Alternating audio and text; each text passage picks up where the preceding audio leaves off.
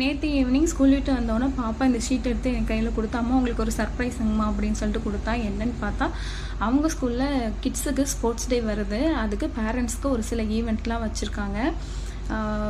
இது running, walking, அப்புறம் relay, shot put, இந்த மாதிரி ஒரு சில ஈவெண்ட்லாம் வைக்கிறாங்க. அம்மா இதில் கண்டிப்பாக நீங்கள் ஜாயின் பண்ணணும், அவாய்ட் பண்ணிடக்கூடாது அப்படின்னு சொல்லிட்டு ஸ்ட்ரிக்டாக சொல்லிட்டா.